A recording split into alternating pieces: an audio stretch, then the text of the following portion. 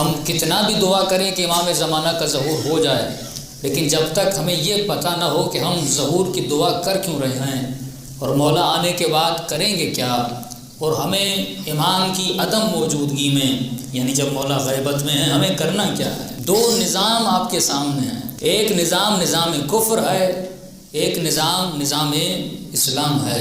1/3 of قرآن جو ہے وہ بنی اسرائیل کے بارے میں ہے، حالانکہ قرآن مسلمانوں کے لیے آیا، لیکن سب سے زیادہ اس قرآن میں جس کا ذکر ہوا بنی اسرائیل کا ذکر ہوا۔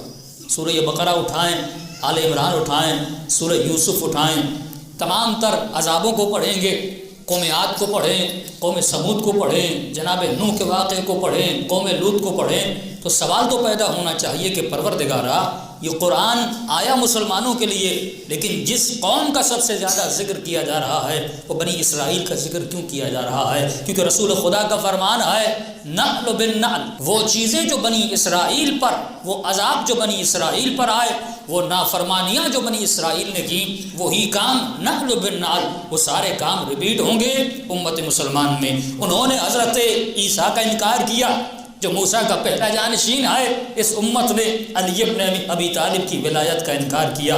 حضرت موسیٰ کا آخری جانشین امام زمانہ جناب حضرت عیسیٰ آج بھی زندہ ہے اور پردہ غیب میں موجود ہیں، اور رسول خدا کا آخری جانشین آج بھی زندہ ہے اور پردہ غیب میں موجود ہے۔ یہ ساری نشانیاں جو اس قوم میں ہوئی تھیں وہ اس قوم میں بھی ہوں گی۔ اب سوال یہ ہے، ہمیں یہ دیکھنا ہے کہ اللہ نے انبیاء کو بھیجا کیوں تھا، اللہ نے امام حسین کو بھیجا کیوں تھا، یہ کربلا بپا ہوئی تو کیوں بپا ہوئی، یہ واقعہ جناب سیدہ فاطمہ الزہرا سلام اللہ علیہا رونما ہوا تو کیوں رونما ہوا؟ وہ بیوی جس کے لیے رسول خدا فرماتی ہیں نہ بیوی نے کسی نامحرم کو دیکھا، نہ نامحرم نے کبھی کسی بیوی کو دیکھا، اس بیوی کو ضرورت کیوں پڑی کہ دربار میں جاتی ہیں اور اتنا بڑا خطبہ دیتی ہیں؟ ایک ہے ذکر شہادت، ایک ہے سوچنا کہ یہ واقعہ رونما کیوں ہوا، ایک ہے کربلا پہ رونا، ایک ہے یہ سوچنا کہ اس زمانے کہ لوگوں کو ہوا کیا تھا، کتنے سال گزرے تھے رسول خدا کو جاتے ہوئے، اور انہی لوگوں نے اپنے ہاتھوں سے اپنے نبی کے نواسے کو قتل کر دیا۔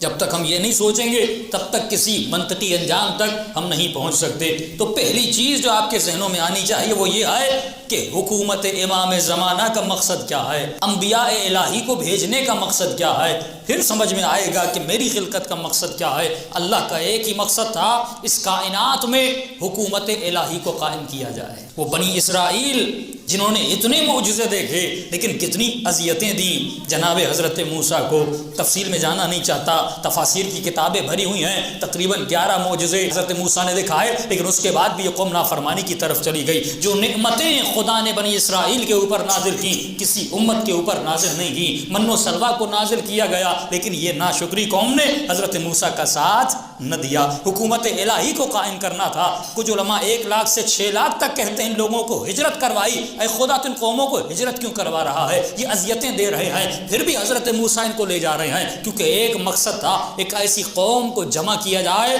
جہاں پر حکومت الہی کو نافذ کیا جائے۔ مقصد الہی تھا اس دنیا میں ایک حکومت قائم ہو جسے حکومت الہی کا تصور ہے، لیکن یہ حکومت موسیٰ قائم نہ کر سکے، یہ حکومت سلیمان پروپر طریقے سے قائم نہ کر سکے، یہ حکومت رسول خدا نے قائم کی لیکن یہ حکومت کمپلیٹلی قائم نہیں ہوئی۔ یہ وعدہ کون پورا کرے گا؟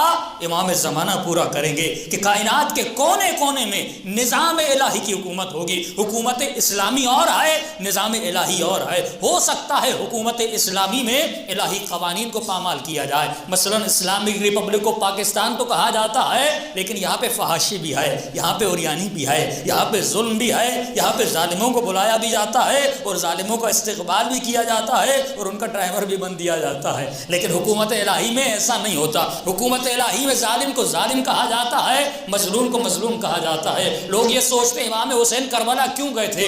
امام حسین کربلا اس لیے گئے تاکہ بنیاد رکھی جائے حکومت الہی کی، بنیاد رکھی جائے اسلامک سویلائزیشن کی۔ کربلا اگر آپ دیکھیں گے وہاں پر جوان بھی ملے گا، وہاں پہ بوڑھا بھی ملے گا، وہاں پہ خاتون بھی ملے گی، وہاں پہ بچہ بھی ملے گا، یعنی پورا آپ کو نظام ملے گا۔ کربلا میں آپ کو اخلاق بھی ملے گا، کربلا میں آپ کو عقیدہ بھی ملے گا، کربلا میں آپ کو احکام بھی ملیں گے، کربلا میں نماز بھی ملے گی۔ اگر اخلاق کو دیکھنا ہے تو ادب عباس کو دیکھ لیجئے۔ اگر عقیدے کو دیکھنا ہے تو امامت کے عقیدے کو کربلا میں دیکھ لیجئے، اگر احکام کو دیکھنا ہے تو نماز حسین ابن علی کو دیکھ لیجئے۔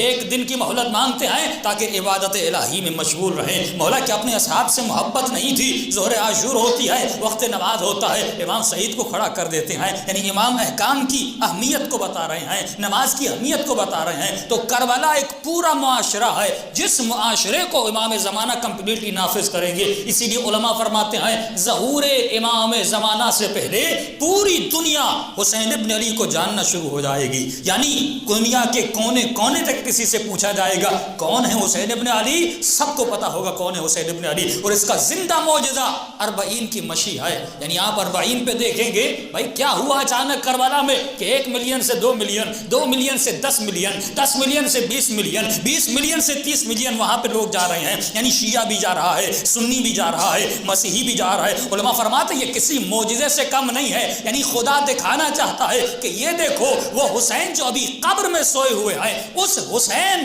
شہید کے لیے پوری دنیا جا رہی ہے، یعنی 30 ملین لوگ اس کی شہادت کے پیچھے جا رہے ہیں۔ تو تصور کرو جب اسی حسین کے بیٹے کا ظہور ہوگا اور جب وہ آواز دے گا تو پوری کائنات اس کی آواز کی طرف جائے گی۔